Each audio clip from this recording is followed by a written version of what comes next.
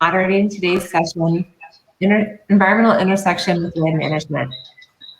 If everyone could go ahead and mute your microphone so we can cut back on the feedback, that would be wonderful. We have a great panel for you today. We have folks representing 4 different organizations talking about their journey to the type of farming and land management that they're currently doing, and how they got there, where they're getting their information from, why they think it's better for their community, for the products they're growing, and what they think governments and policymakers need to do in order to kind of shift the paradigm regarding how we grow food, not only in this country, but kind of globally. So we're going to start with Dr. Jonathan Lundgren. Unfortunately, we're having a little bit of technical issues, so he'll be coming to us through a microphone for a different panelist. But Dr. Lundgren is going to talk about his venture with Blue Dasher Farms and Ecdysis. It's a pretty neat relationship between an operational farm, which is where scientists are training, and then Ecdysis, which is where the science is coming out of. So Dr. Lundgren, if you can go ahead and kind of introduce yourself, and we'll start the panel off that way.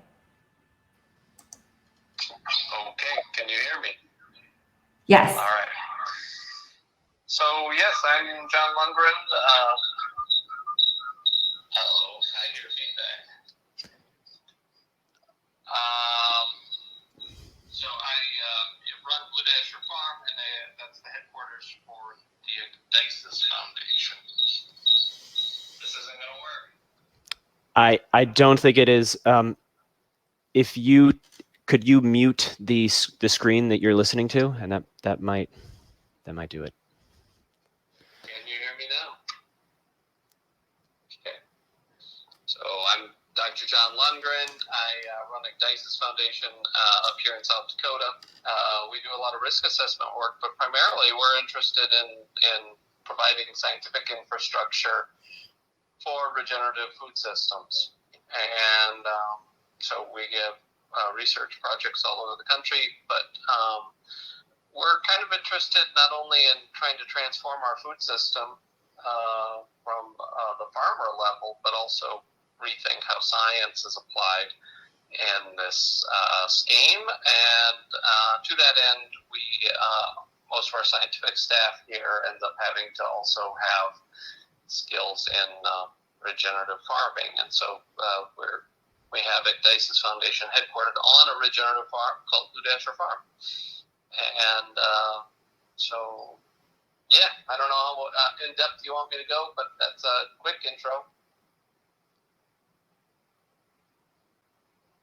Quick intros, and then we can go as we hear from folks. We can get more into kind of the why and the how, and that, yeah, the why and the how, and how you got to where you are. So let's hear next from Emily Oakley. She farms in Oklahoma with her family. So take it away, Emily. Thank you. So I am a certified organic vegetable farmer, and it is my full-time job. I'm in northeastern Oklahoma, but I definitely did not grow up on a family farm. I'm part of that first generation farmer movement that has been going on for quite a while. I'm kind of the middle wave of that, I would say. And I originally studied agriculture and thought that I would work with farmers, but ultimately decided that, I felt like more people should be eating organic food. And for that to happen, there need to be more farmers. And I'm from Oklahoma, although I wasn't back in the state at the time, and felt that a place like Oklahoma particularly deserved and needed more organic farmers. So I convinced my partner to move to Oklahoma, and we've been here now. This is our 18th season. So being certified organic is a critical part of what we do, because kind of brings authenticity for us to the process, because especially within like the local marketing system, it's a way for both our customers and other farmers to know that, you know, we're doing what we say we're doing.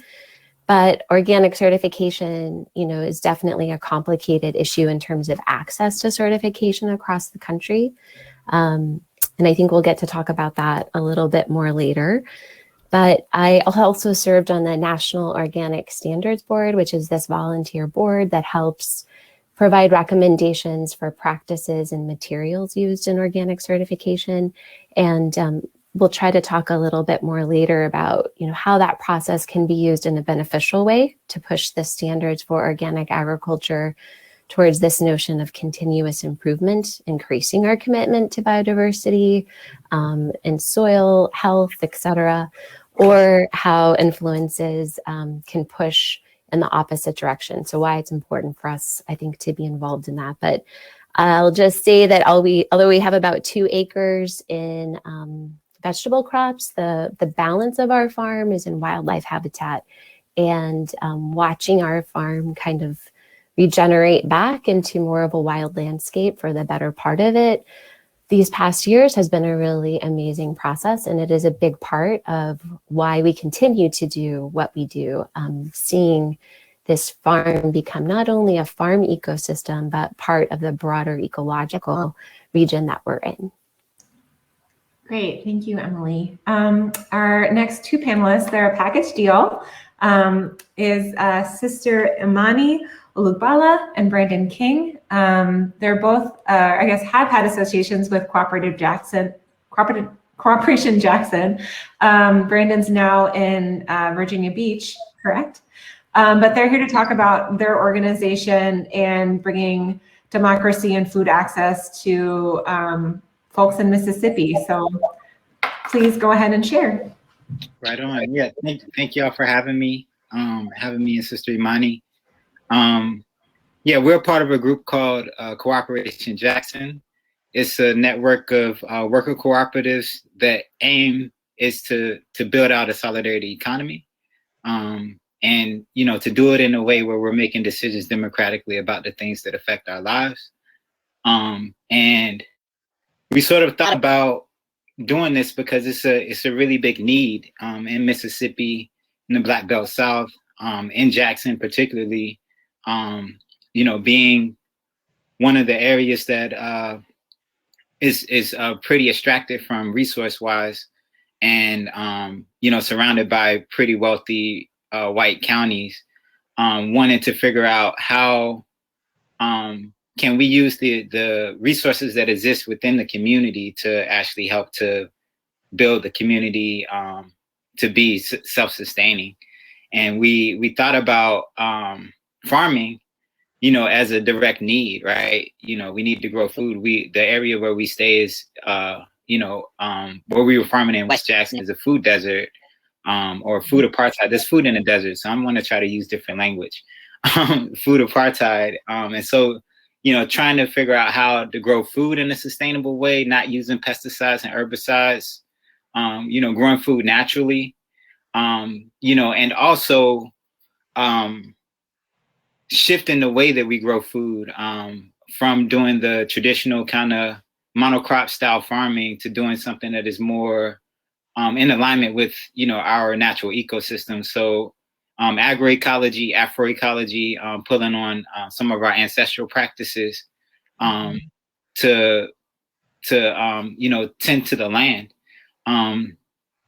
And, you know, like, I think the thing that sort of differs from our program than a lot of things I've seen is we tend to have a holistic approach in, you know, addressing community needs. So, you know, not only do we have the farm, you know, there's a community production space where folks are focusing on, you know, building out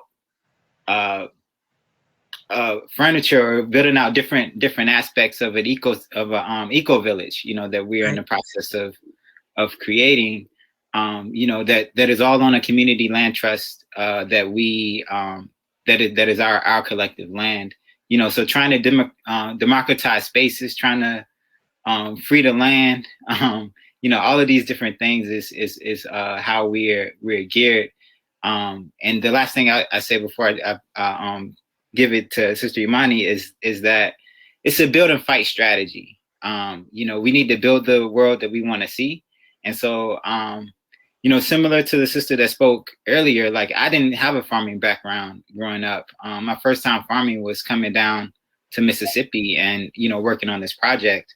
And we also have to fight, you know, a lot of the negative sort of ways in which our communities have been extracted from, you know. And so, you know, that may be on a policy tip, that also may be on an activist tip, you know, relating to, you know, anything from like our access to food, but also to police brutality and just racism.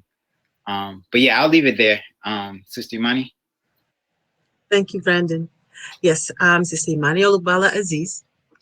And I came into Cooperation Jackson to help address those issues of food sovereignty. I often have said that to plant a seed in your own backyard, if you own the property, is a revolutionary act, because see, everything is controlled by business, capitalism. Certain people can grow certain things and you can't grow it because you live here, this, that, and the other. But there is a need, and I'm there because I had a need, one, to share my skill and knowledge on how to grow natural food. Now, it was a necessity for me because I had a large family of 8 children. And so you can imagine trying to feed 8 children on whatever, you know, on my salary or my wage at that time. Well, my focus is to provide natural, good food for people that is pesticide free and herbicide free. Now, when I came into the farm, I noticed that that's what they were doing. They were doing permaculture gardening, which was at the time a new concept for me, but it was actually something that I was doing naturally at my home. And what I'm trying to do is to show people how to grow natural and good food, and that you know what's going in it, because you know what you put in your soil and you know what you're growing, and you're the steward of that. Now, the other part of what I do is I teach. I'll go into someone's house or someone's garden or yard or whatever, and show them how to do it, and also show them the connectivity between the earth and you. Now, what I'm seeing here with all these pesticides and herbicides, we're seeing that life in nature and those things that exist in nature as a problem. It's not a problem. The earth, as we are perfectly made. There's a natural balance that exists there. So my job is to show it and implement it in the spaces that we are able to go into to heal the land, heal the people, and provide good food. Now, in our neighborhood, we do not have a grocery store, a good market for us to go to get safe food to eat. I'm seeing a neighborhood currently that has a popular little store, but the problem with the store is it smells, and the produce is really compost. And I say that, and I mean that. I should not have to go to the store and deal with having to buy food that is rotting in the bin. And I'm not exaggerating, but these kind of conditions exist in our communities. So what we're trying to do in Cooperation Jackson through the Freedom Farm is to provide these kinds of food to take to market, or just to take into the community and provide it for them, and teach them about how connected we are to not only earth but to each other, because we liken ourselves as like plants. We're like plants too. So whatever we put in the soil or in the soil, and it grows out of the soil, we put this in our body. We ingest this. I was always taught that you don't ever eat anything that does not reproduce itself. If it cannot reproduce itself, you do not eat it, because you are also letting that energy into your body, and it'll cause you some problems because you decided you wanted to eat that.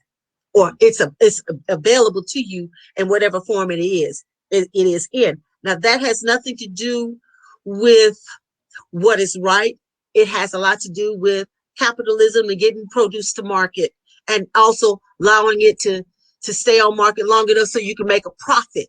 I'm not here to make necessarily profit. I'm here to help grow individuals who can think correctly and who are not sick behind something they've grown and eat, so they can think better and then do those things that they need to do in their communities to help uplift the community.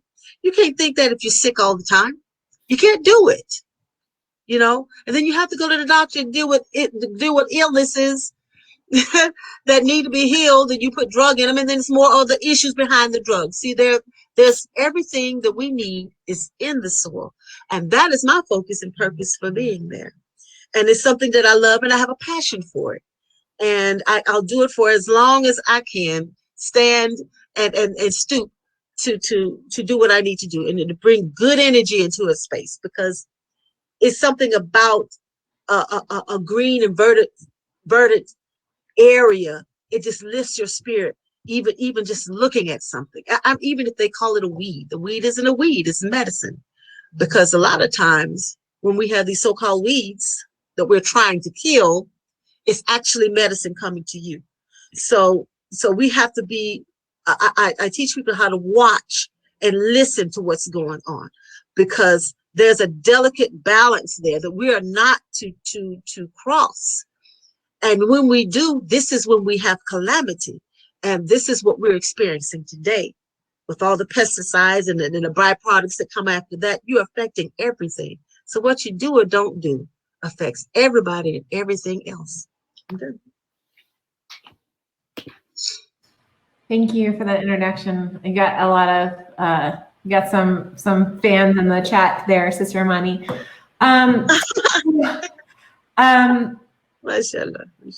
One of the things, I don't know if we should just let's just dive right in. So I heard a couple of things, right? I did not grow up farming. Me personally, I didn't grow up farming either, and I've now kind of navigated my way to this space.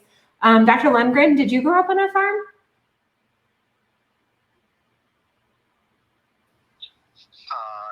No, I did not grow up on a farm. I grew up in the Twin Cities suburbs, and everything that we've done here, I advise farmers in how to manage their operations. I advise beekeepers and ranchers, but I had never done it. Doing it is something different, isn't it? So when we started Blue Dasher, I guess it was a blessing and a curse. I wasn't saddled by preconceptions of what could be done, but I also never had to learn so much so fast. Mm-hmm. So I think I wanted to delve into kind of the freedom that comes with not having those expectations or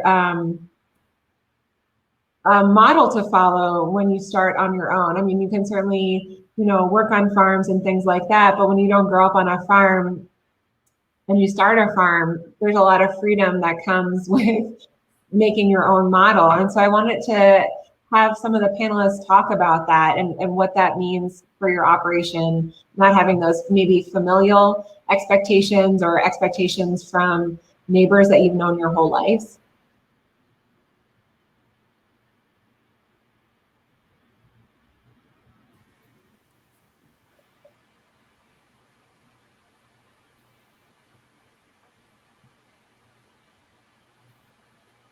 Our situation here in Jackson, in Jackson, Mississippi, is unique. I'm actually an urban farmer, if you will. So I have land that may not necessarily be conducive to actually growing safe food because we're dealing with issues of lead, we're dealing with rust, other debris, hypodermic needles, glass, things like this. I'm to take that land and try to heal it to grow something good on top of it in the space that we have. I don't have the benefit of having several acres. So if I have to grow it all in a pot, I'll grow it all in the pot. But what is interesting is that this is what I have to deal with on the daily. And I have to make sure that whatever I'm putting in there, even if it's just food scraps tissue. I hate to say it like that, but if it's biodegradable, we can use that. So we are using the land in a way that most people who just have land that has natural wild natural plants or weeds or whatever growing there. Ours is a little different. A house used to stay there. Condominium, not a condominium, but a apartment complex stayed there. So we having to deal with bricks and things like that. And out of that, we are to grow food because we need the space, because it's kind of like a desperate situation for us. You know, we need to make sure we get good food and that the people have access to that good food. You know, I'm not out here trying to make money. It's not about money. It's about nourishing ourselves so that we can give back to the environment like we're supposed to, and not throw trash around. And you know, we need to respect the earth that we're on, and that's the unique thing that we have to deal with. And you know, of course, I come from a long line of farmers and healers, and we use the land and our knowledge of what these things are to help heal ourselves as well. So this is what I'm dealing with here in Jackson, in my urban setting, you know. And some people don't have the ability to go off and get what they need elsewhere, and we have to make it work here for us and our community.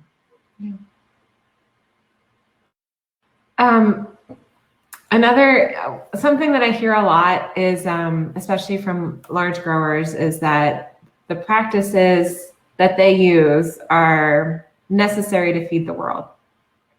And so whether it's pesticides or erosion, you know, non-target effects of pesticides or erosion or exploited labor, it's kind of used as a justification because we need to feed the world. But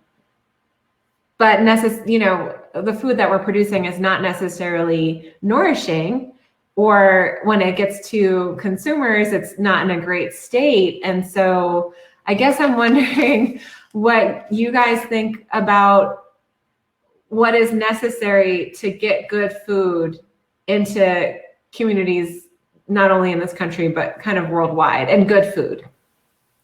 Can you hear me? Yes. Great. Okay, I'll jump in on that one if you don't mind first. No, absolutely. I think that, you know, that statement and those sorts of defense comments are based on the presumption that organic food or, you know, food grown without those inputs and without those detrimental effects is just inherently going to produce less, which is not the case. I think that certainly many smaller scale and regional scale farmers who are producing vegetables, for example, something that I do, are producing far more per acre than monoculture, large scale vegetable production, hopefully without, you know, sort of the exploitative labor and exploitative soil practices and pesticide practices as well. So I think that, you know, you can pull up studies kind of bolstering whichever argument it is that you want to make. But I think that at the end of the day, I mean, we are all dependent, as Sister Imani has so eloquently stated, on this earth. And if what we do as farmers is depleting from the ecosystem, both, you know, locally placed where we are growing and then broader within this global ecosystem, you know, how is that ultimately going to feed the world? And, you know, I mean, there's so many issues in terms of the amount of food that is already produced, in terms of access, waste. There are so many topics that we could bring up to address this issue. But I just want to say, I don't think that there's any, you know, real evidence that farming in a sustainable manner is actually less profitable yield-wise. And that, you know, there's a need to exploit people and the environment in order to feed the world. Because it's definitely an argument that was made just within the organic community about, for example, the use of hydroponics, or maybe the use of, you know, not the greatest animal practices, even within the organic label. But when we undermine our basic principles about, why we do what we do, we start slipping away from the core. And it's the core, I think, that keeps us strong and keeps us growing. That's great. Jonathan, since you're farming big acres, do you want to speak to that and maybe some of the profitability and sustainability issues that you're addressing in your cropping system reformation? Taking me. Well, I think that regenerative agriculture can certainly scale up. It doesn't have to be just small plots. But I do think that it needs to account for that stacking of enterprises and realizing that you end up requiring more labor and those other things in order to make your agro-ecosystem work. Yeah, so these are certainly things that you're going to have to consider as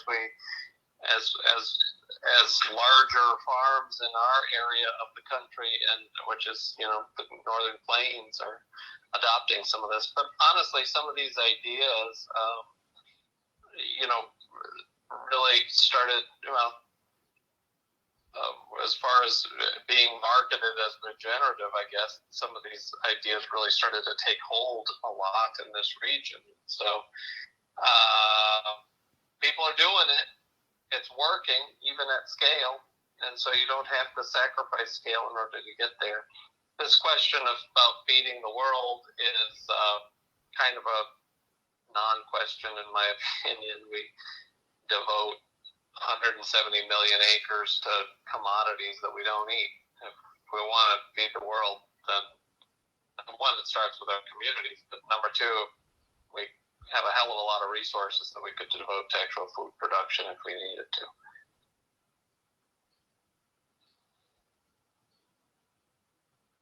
Great. Emily, there's a question regarding organic standards.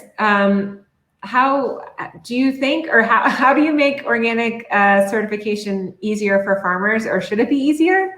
Or is it a process issue, or is it a inspector issue? Is it a money issue? And then how do you strengthen the integrity of that label, considering the different factions that go into making those rules? I think, in terms of your first question, it can be all of those things. It can be, unfortunately, not every single state has a uniform system for organic certification. So I happen to be lucky in Oklahoma. My state Department of Agriculture is my certifier, and it's extremely affordable. It's like a couple $100 for me a year. And it actually used to be less. But there are places that do not have good certification options because there aren't either state departments of agriculture or nonprofits or other certifying entities in their region that offer certification, or certification, in some places it's also just really expensive, especially for beginning farmers. So the cost aspect, can be addressed to some extent by federal cost share, which can really help, especially beginning farmers. The paperwork aspect, I think, is actually not as overwhelming as it sometimes can appear. I think that, kind of help with figuring out how to set up your financial records and your just field records in a way that easily translates into certification doesn't have to be very time consuming. For us, it takes, a few minutes a day at best to just kind of keep up with what we need to do for certification. And those same records are really helpful just on a business level. So does that address all the points you raised in your first question? I mean, what was the very first part of it about something with farmers needing to be certified or something? Oh yeah, I mean, should it be easier? Like, should it be easier? I mean, I guess in the sense of like relaxed standards, but probably. Yeah, I don't think it should be easier in terms of, I don't think it's standards that are keeping people from getting certified, especially, smaller to medium scale farmers. I think it's access to good and affordable certification more than anything else that's keeping small and medium scale farmers out of certification. So I think if the goal is, to get people certified, if they want to be, then the answer, the solution is to make certification, more viable, affordable. And with that just can come some not too difficult steps for record keeping. In terms of the second part, how do we reconcile the label with kind of the pressures to dumb down organic, so to speak? I know I'm putting that in my own words right now. That is a huge struggle that I think a lot of farmers, especially those that are maybe choosing certification, not because they need it, but because they believe in it, because that's the reason they farm the way they do. They're not farming organically because it's what they have to have in order to meet some sort of price point, or because they need it for their wholesale market. It's, something that they do because that's the reason that they farm, is to farm that way. So how you kind of embrace those very kind of true believing farmers, or those farmers that are doing this from a really deep-seated belief in the practices and philosophies around organic with, we've discussed earlier, like organic Doritos and having just these, large corporations that are in it for the money, because if they weren't, all their products would be certified organic, or all of their products would be grown in a way that, we could agree with. I think is definitely challenging. I think farmers are having a bit of an identity crisis, sharing that name with big corporations. And there have been things like the Real Organic Project, regenerative certification, other sort of add-on labels that farmers are exploring to sort of differentiate themselves. But at the end of the day, I think it still has to be this balance. Like, am I willing to just give up the word organic to corporations because at first they, made fun of us and now they're trying to profit from it and maybe even take it away from us? No, I'm not. I feel like, farmers like myself and many others are what consumers really often think of. And we do remain, I feel, the heart and soul of what organic is. So how we fight for that is complicated, but I'm curious what some of the others think about that part of it. Yeah, I think one thing we had talked about was relationships between farmers and consumers. And so using that kind of direct knowledge of your producer or of your customer to build that trust that you wouldn't necessarily need a label to have your consumers feel good about the way you're practicing. It just seems like everybody just tries to keep making more niches for themselves to differentiate themselves from a market, especially if they're producing so much that they're not necessarily making those connections with their consumers. And so we have a question here, but there's also other question about Corporation Jackson. But Brandon, do you have a Yeah. Sure. I think having a connection to your consumers or your community that you are farming for definitely is, I think that can help to dictate how you move. I know for us, one of the issues that the sister just Emily brought out, was just having access to like certification, and like that being something that is inexpensive. And I know in Mississippi it was something that was pretty difficult. So like what we ended up doing was just instead of saying organic because we can get sued, we're saying that even though our food is like organic, we said it was naturally grown. And we were able to sell it in our local co-op grocery store. And I don't know, I feel like we suffer like with another, like it's a compounded barrier, I feel like, because like our community, many folks aren't even eating vegetables, so I feel like there's a learning curve just in terms of of communities, like seeing where food comes from, like learning that it doesn't like come from a can, and a process of teaching folks how to grow food, how to grow food, but also how to prepare the food. You know, and I'm not going to discount the ancestral knowledge that people have, you know, in communities, the collard greens, the okra, like all of that stuff exists, you know, and at the same time, we're in the area where there's high obesity rates, there's high hypertension, like heart problems, you know, because of the way that food is prepared, and also that the food being like heavily like with preservatives and stuff that isn't good for you. And so we have that kind of compounded issue. Yeah. Oh, you're muted. Sorry, I would like to add this, you more of an idea of what we're dealing with.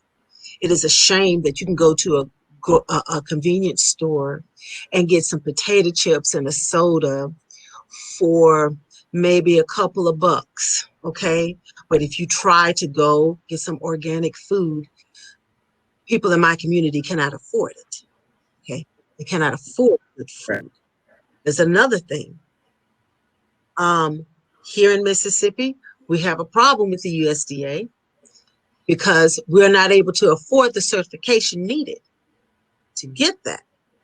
And we don't have that kind of support. So some of us have to partner and go in through another farmer in order to get what we need in terms of certification, so we can just grow food for those farmers now. So then grow food and go to market with it. So these are the things that we're dealing with that may not be the same thing that others are dealing with.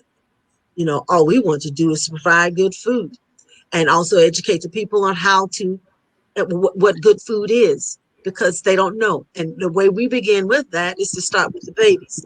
So the farm isn't just what it is and to produce food, it's also to give the knowledge to the young ones to get them started so they can stop the cycle of what we're going through health-wise.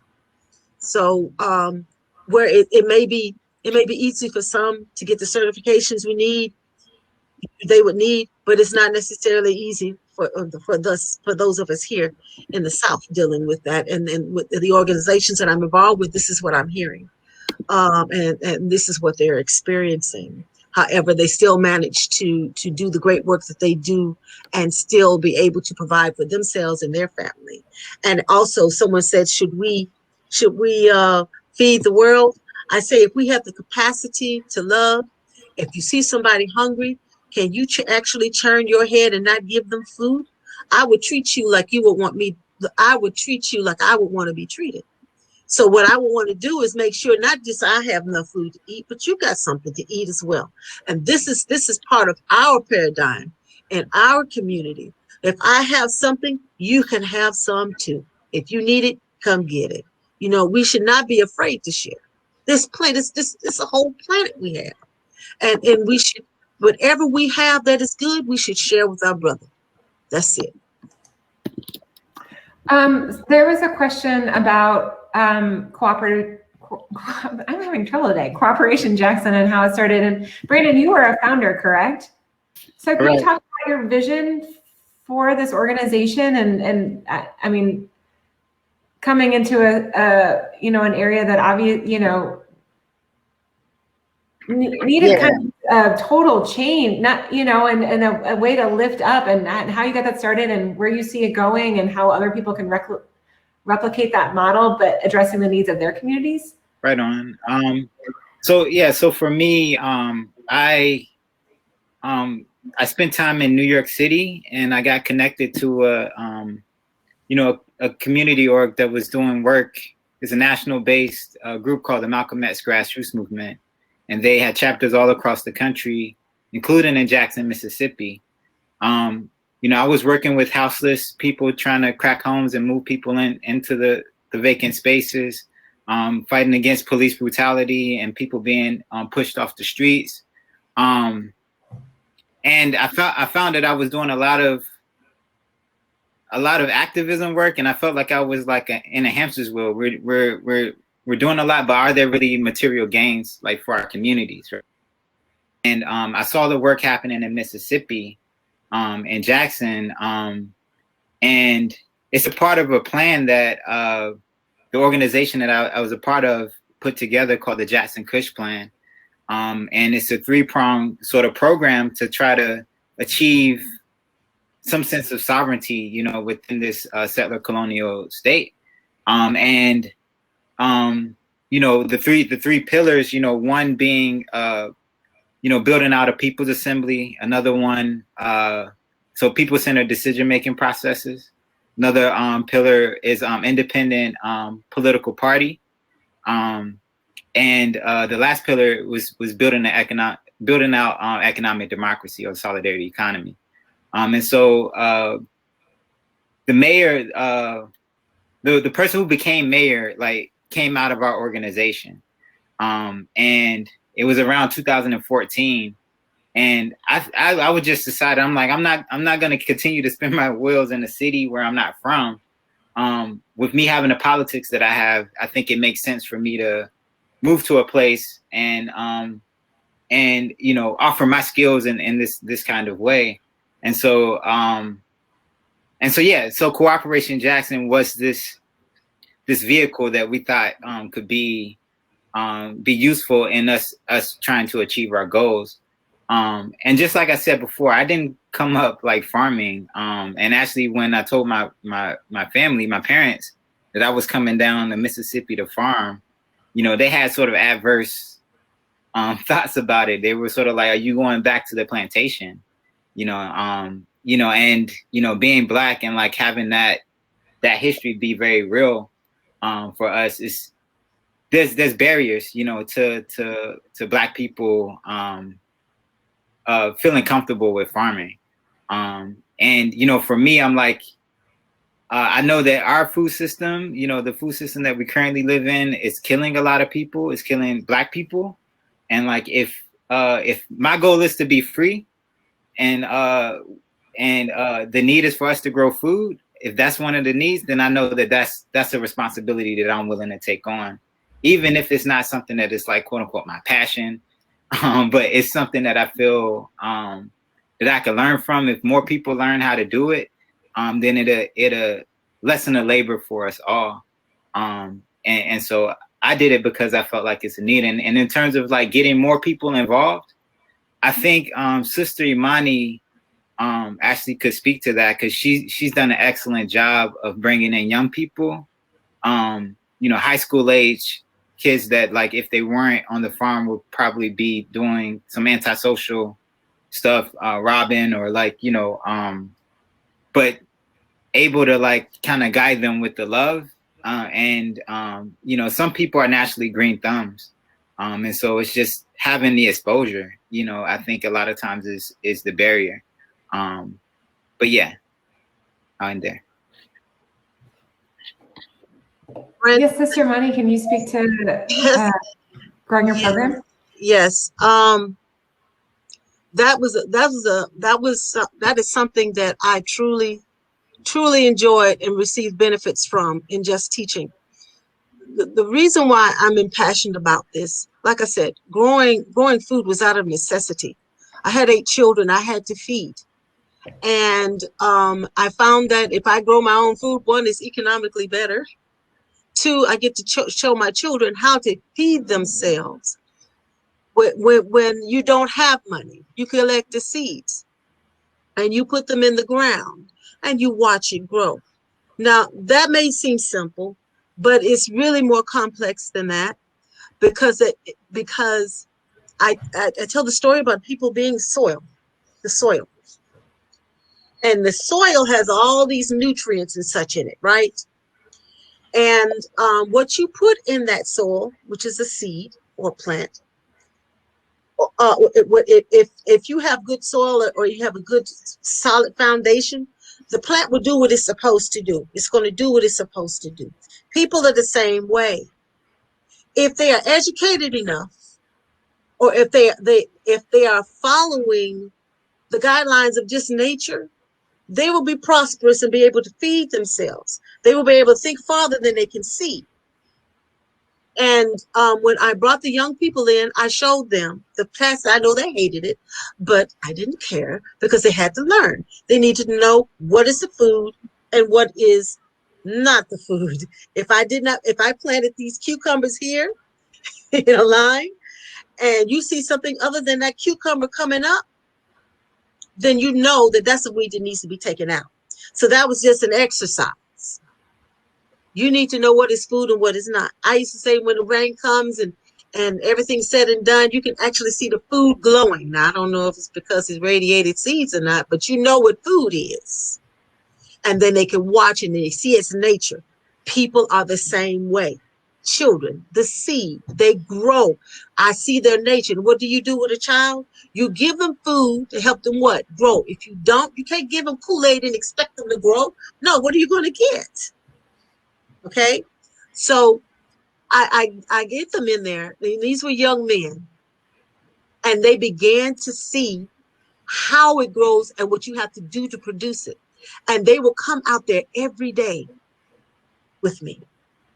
And they would know what it is, what, and why it is. And if there's a problem, okay, how do we solve this problem? I show you how to feed the leaves, how to feed the roots, and how to feed the flower. Okay, what we need in order to do that. If it's drooping, what is the cause of that? But see, in going through that process, they'll understand, oh, wait a minute. This is how this is done. And they understand the connection to people and how we grow as people. And if you put Kool-Aid or gasoline on a plant, do you think it's gonna grow and be productive? Do you think you want to eat that if you did that? I mean, common sense stuff. I make it fun for them, but they grew to understand and they began to look at nature differently. They see why all those hornets are out there now. They see why the dragonflies are coming out. Everything has a purpose in that ecosystem. So we're not just living here, walking up and down the street. You're probably walking past medicine. Didn't know it because it looks like a weed to you. Mm-hmm. You know, but these are the things I teach the children. And what I taught them, they'll never forget. Never forget. Yeah. You know the old parable about you can take them to the water. You can teach them how to fish. They can fish forever. If you teach them how to do that, there's no way in the world why anyone should go hungry. If you know where a lake is, you know, you see this marsh over here, you see these cattails growing, you eat them cattails and get the fish out the pond. Yeah. It doesn't. Yeah, I just wanted to say too, just to see the confidence increase in the young people that grew the food, and just to be at the market with them and for them to be proud of what they seen grow from seed. Because they did. You know, I feel like that does something transformative to people. It does. I know for me, like just being in a farm and like it be early in the morning and after watering the plants and then seeing the plants kind of perk up, it's like they're smiling. Like, and it's a different level of communication that like I didn't have before I started farming. You know, a different connection to plants and to our ecosystem. And for me, like seeing young people like get that connection earlier.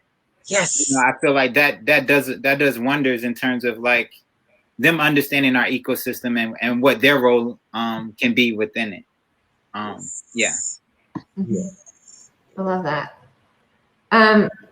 I guess Dr. Lundgren's doing something analogous, but maybe with scientists and farmers with training kind of the next generation of regenerative farmers, or I guess the first generation, or first named generation. How about that? Dr. Lundgren, can you speak to that at all about that training aspect of Blue Dasher and Ecdysis and learning and kind of spreading these practices through these networks of folks coming through your farm? Sure. So we have an operating regenerative farm here, and we're kind of focused on giving the next generation of scientists kind of this firsthand experience with what farming is and why it is that we need to connect and reconnect scientists and science back into food communities again. We really need science right now to take what it is that we're learning and make sure that it's not just anecdotes, that it works on this farm, but that it always works. And what are the aspects of it that always work? And how can we start thinking about that a little bit more? Taking what, indigenous and historical cultures have done, taking what are often regarded within their own communities as wackos in this regenerative space, and making those efforts, giving them relevancy to people that don't understand them. So we bring students in from all over the country and give them firsthand practical knowledge, not only in how to conduct science from a farmer's perspective, but also in how to become a regenerative farmer. That increases the relevancy of the questions that we're asking, that increases the impact and credibility of what it is that we're trying to do with the people that we're trying to help. It's a humble approach to science, right? It's rather than going through this idea of I've gone through 8 to 10 years of additional college training and therefore I am the expert. It's going out and listening and admitting that, the farmers here are the experts, the ones that have the boots on the ground experience, and please teach us what you've learned, and we can bring things to the table, but we want to learn from your experiences because those are really valuable. That has opened up so many doors for us in understanding what regenerative is and how it can scale and how it can change the world and save the planet. So really exciting. Difference in approach, but at the same time, it's terrifying, right? Scientists are assessed whether or not they're successful or not based on certain metrics of whether or not they, publish papers or they have gotten grants or graduated graduate students or served on committees, and that's a totally different audience than the people who they're trying to help. So I can totally empathize with farmers who are scared of changing to a regenerative approach, because we had to do it here at Ecdysis and at Blue Dasher. We had to change what we followed our hearts and our belief systems in order to define what we think science should be doing. But that does sometimes fly in the face of convention, and that's always a scary place to be. But I think it's also the right thing to do right now. I think that's great. We have about, 3 minutes left, so I wanted to give all the panelists just 45 seconds to talk about where they see themselves going next, and what kind of, if they're going to pick up some advocacy work or activism work, or, how to kind of spread their message about what they're doing and why it's so important. So I guess I'll go in the same order that we started with. So Emily?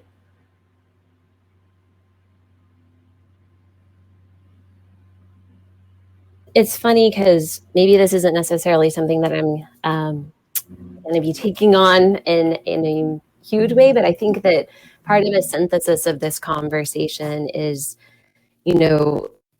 how to solve this question of problems in organic integrity and standards and access to organic certification and feeding the world. It kind of got brought up by folks in the audience and amongst ourselves. A big part of it, I think, is increasing access to organic certification, making it affordable, making it accessible, and making sure that people across the country and across communities are able to access that outlet if they want it. And I think that in and of itself can help generate increased access to food, increased access to farming as a viable profession, which is, another piece of this puzzle. I don't necessarily think we need the farms that are out there to get.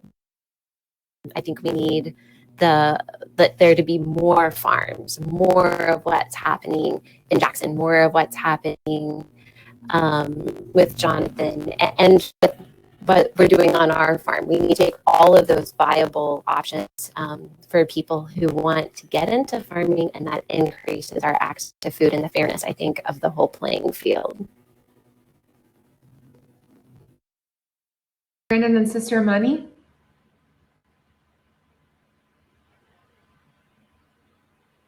Sure, I'll start and I'll leave it with Sister Imani. Yeah, first, thank y'all for listening to us and having us share like what we've been doing in Jackson. Yeah, I for one, I'm going to continue to support Jackson from afar, and connect them to spaces like these. I met Drew through another alliance that we're a part of that we have calls on, and they sort of reached out because they thought that this space would be beneficial.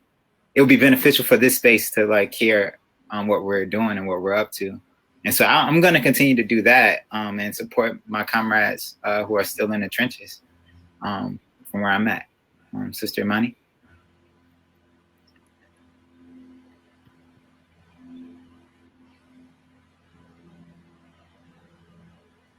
When we change our understanding and relationship